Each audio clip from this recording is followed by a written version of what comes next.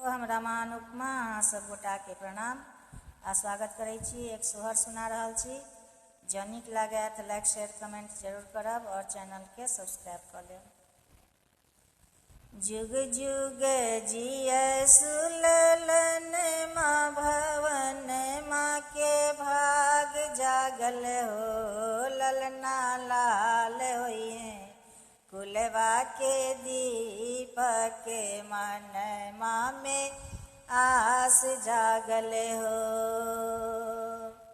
जुग जुग जिय सुललन माँ भवन माँ के भाग जागल हो, ललना लाल होइए कुलवा के दीपक मन माँ में आस जागल हो।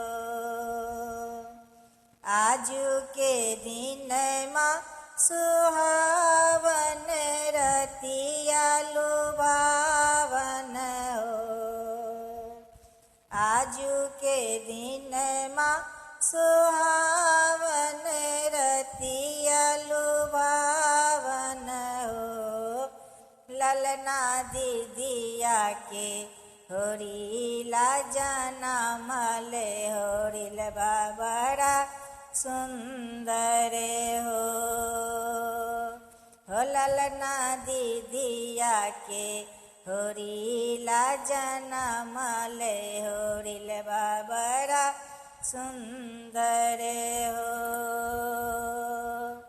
नकिया तहवे जैसे बाबूजी के आखियत माई के हो, ललना मुहवा चनमा सूरज बाता सगरो अंजोर भैले हो, ललना मुहवा चनमा सूरज बाता सगरो अंजोर भैले हो।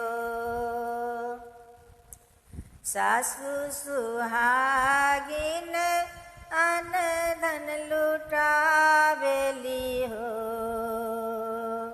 सासु सुहागिन अन धन लुटावेली हो, ललना दुअरा पे बाजेला बधाइया आंगन माँ उठे सोहर हो, ललना दुअरा पे बाजेला बधाइया आंगन माँ उठे सोहर हो।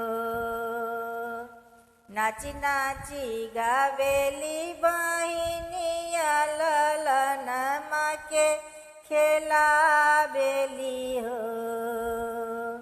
नाची नाची गावेली बहिनिया ललन माँ के खेलावेली हो, ललना हंसी हंसी टिहकी चलावेली रस बरसावेली हो, ललना हंसी हंसी टिहकी चलावेली रस बरसावेली हो।